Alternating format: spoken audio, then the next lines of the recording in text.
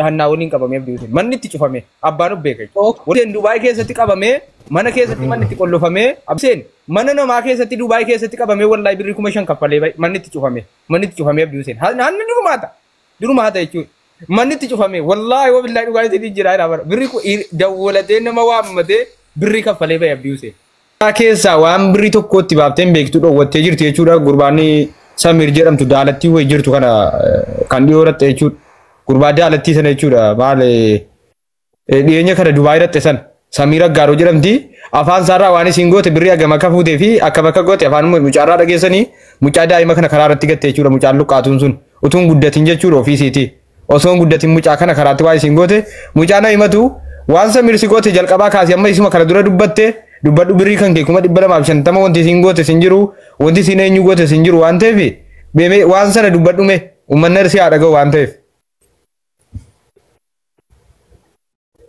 Awwaala lemene bakka sirnaan kun walitti nu agganaa nyaatee naan itti naasaan ture ofiisaati bakka gaafa walaa biizaa fi baaseera naan jedhee biizaa na argee akka biizaa hundi sambalan jiru bakka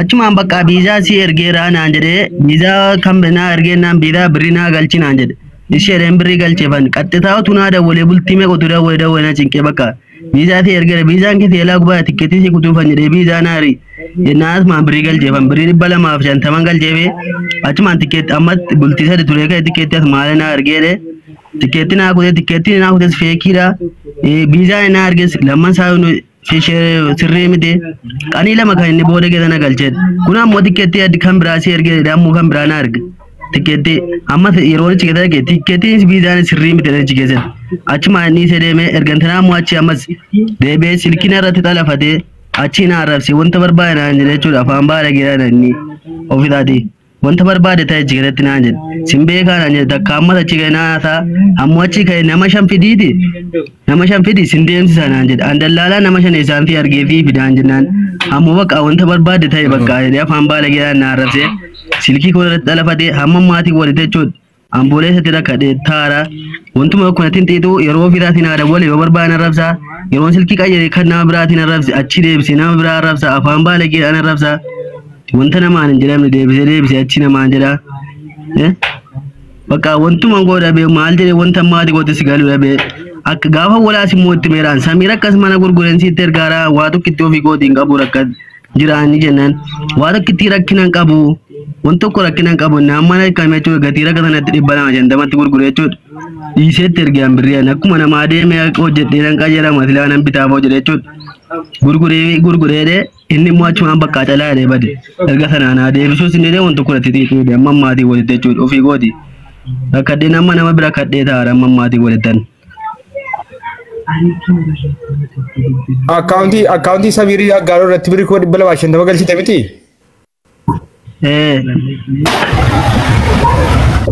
Amiruma isa gargaarsi gaafatamaa jiru fi isaan qabne takka nama godhee. Amiruma rakka. Akkaawuntii Samirii Gaaroo irratti 250 galchite miti faayidii? Akkaawuntii masaara kan hin galchee. 250 si nyaattee calliftee jechuudha. Okay, ijoollee waan isin ajaa'ibu gurbaan Samirii Gaaroo kuni haasofsiifamtee kana sagaleen siin harkas jira waraabamaan jechuudha.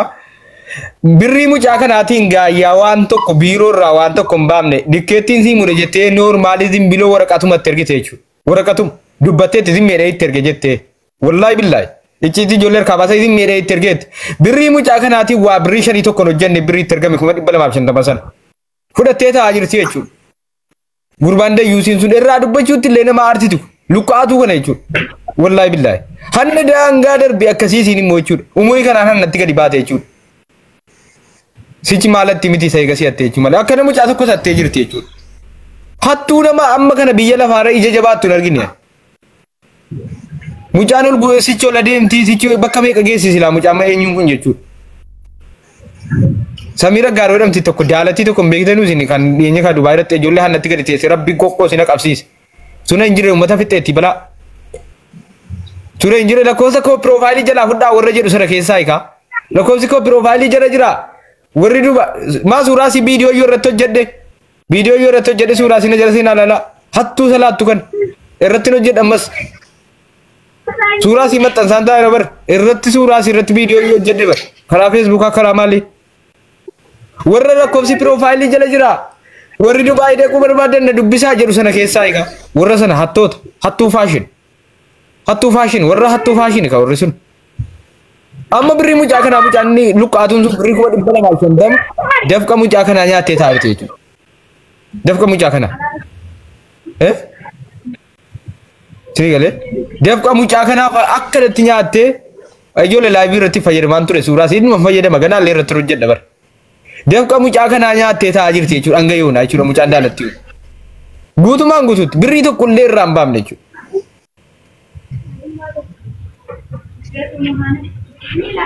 Aadan qabu ofii bakkeetti guddatte abbaan ofirraa ari'e barbaadee amma fira si dira si deemeera jechuudha. Sii galee fira si obboleessa eessummaan ajjeesuudhaaf barbaadu jaalattii kana. Sii galee eessummi sutu arge ajjeesuuf barbaada mataa isaatti bilbileen ture eessuma irratti biyyaatti. Eessumni sii galaafachuuf isii barbaada. Ijoolleen wasiilaa sii quban qabanu sii galaafachuuf isii barbaadu. As obboleettiin tokko Suudi Arabiyaa Makka moo Jidda jirti tokko jechuudha dhageera information. Isin illee baal garaa akka ilmaa wasiilaa way Jidda turte iyyaafadheera siin illee bira ga'e jechuudha. Sii galee mucaa luqqaatuu kana hannaan ola deemuudhaan rakkatti jechuudha. Hannaan nuti argan yaada sii galaafatu wallaahi hin saqqalu.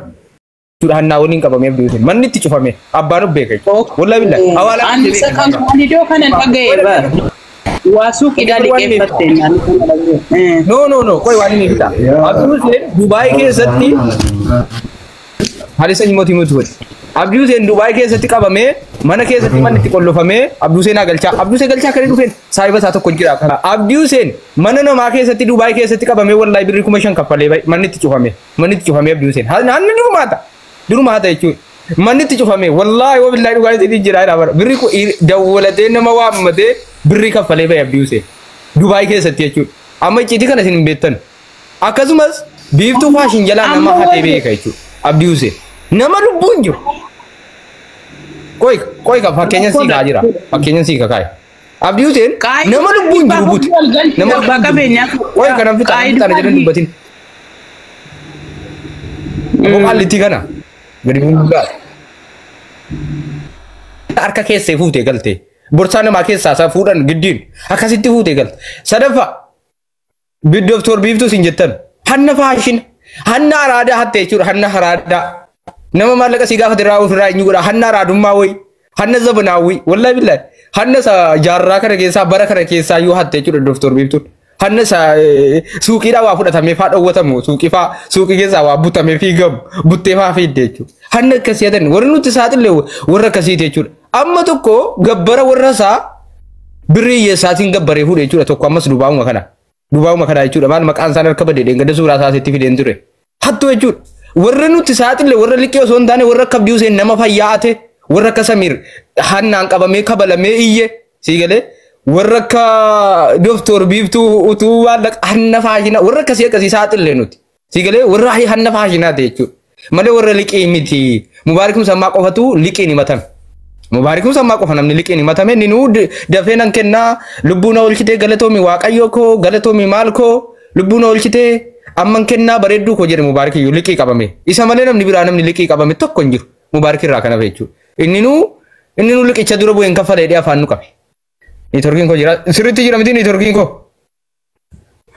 Abdiin nama sana dawwaliiti naafidi nama sana dawwalii fiti naan deebifne keessaa dawwalii fidi ati toofi mucaa sana dawwalii naafidi. Tokkee. Oye. Amma sa'aatii kana kunoo intalaan haasa'an ture gurbaadhaan haasa'eera.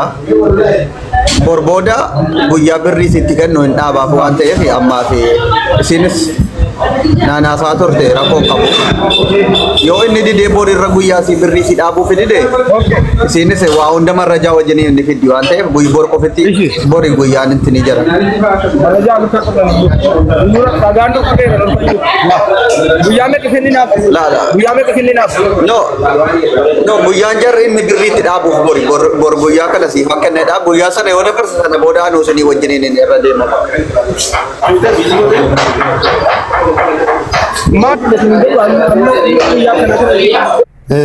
Ani mucaasa Samiiriin baay'ee ofitti qabee dadhabee inni tokko faame waraqaan nuti hojjete wayin jiru. Sagaleen isaa guutuu waraabamee na biree yeroo naasa'u jechuudha. Biratti waamee maal jedhee illee haasofsiisuu yaaleera hin dandeenye hin deeme dhufee ka'e. Gaafa duraa wanti inni ishee mucaasa biratti waamee amansiisee akka hojjetameef akka hin hojjetamne adda baafachuu fi dawwalee gaafadheera.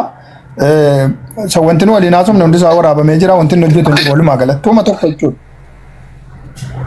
Sigalee erganaas immoo yeroo baay'ee mokkoraan ture kottuu dubbii kana xumuridheeni isas hin danda'amne xumuruun barbaanne walumaa galatti mucaan kun immoo Addis Ababaatti rakkataara keessaan illee kunoo himoodhaa yeroo baay'ee naa dawwala sagalee naa qaba hojiirraa baay'ee biisii na godhaa ture obboleettiin illee akkas walumaa galatti dhimmicha kana sila guyyaa kennineefi waa'ee isaa dhaabaa innee turre hin danda'amne. Mucaan akka dubbiin sun dhaabatu hin barbaanne birrii kanas hin kaffallee kan inni naan jedhee ragaa qabatamaa lafa jiru an birriin fuudhe malee waraqaa waa tokko wanti hin baase hin jiru naan jedhe tikkeettis ta'e viisaas ta'e waan ammas hin dhaggeeffachiisuu danda'u kuno waan an hojjedhe keessaa waa tokko wanti hin godhe hin jiru birrii sana immoo deebisee fudhatee callisee jechuudha Samiir Qaaroo mucaa irraa birrii isaa kashiiruma fudhatee callisee jechuudha bar nyaatee dhuma kashii fudhatee calluma waan birrii kudhanii wanti hin hojjete hin jiru waan birrii kudhanii kanaafuu amma magriiba zaanameera magriiba salaatuuf nan bu'aa dhimma mucaa kana Oromoodhaan gahi waan gargaaramu jedhallee waan namni guutuun jedhu ansinii wajjin hin jira mucaan inni kun birriillee deebisuu hin barbaanne waraqaallee baasuuf hin barbaanne walumaa galatti inni jammarsiiseef sun immoo qilleensa baay'ee gidduu kan akka ta'e quba qabdanii walumaa galatti gara sichiitti yoo danda'amen xumurraamnu ani goddinyaan kan koo tokko sigalee kanatti dabalatee ijoollee baay'eedha amma erga wanti kun dubbatame kan biiziin godhaaran suudiirraa illee as keessaallee ani waa namaa dubbachuudhaaf dhugaa dubbachuu sa'aatiin qaba hojiin qaba biiziidha namoonni dhimma keessan rakkina adda addaa jira rakkina nama cinqu kan itti akka dubbattullee akka dhiiftullee hin jirre jira baay'ee jechuu kan ijoolleen natti himatan asumaan tokkummaatti madda tokkumma ijoolleen baay'een sun dubbisaniiru lakkoofsa kennan baay'eetti hin argee sa'aatii qaqqabde rekoordii jira dhaggeeffadhu barreeffadhu wallaahi nama jechuun birrii 15,000 16,000 12,000 nyaatamee jiru jira suudiidhaallee ijoollee baay'ee kan nutti himatanii jiru erga waan kana jammarte amma danda'amaa ta'e akka namaa ifa baasiin siin jedha kan mucaa kana amaanaadha mucaan kun qorra keessa bulaa Addis Ababaadha birrii of harkaan qabu maatiitti galuudhaaf mana haadha irratti gurguree deeme jedhan wanti itti deebi'u hin jiru carraa tokko hin qabu mucaan kun kan mucaa kana jechuun akka lafatti hin deemne ummataaf wajjin waan goote godii nusi wajjin jirra anamma nan bu'a magriiba salaatumaara salaatu kan fuutee hattaa keessaa waan birrii tokkotti baaftee beektu dhoowwattee jirti jechuudha gurbaanii Samiir jedhamtu daalattii wayii jirtu kana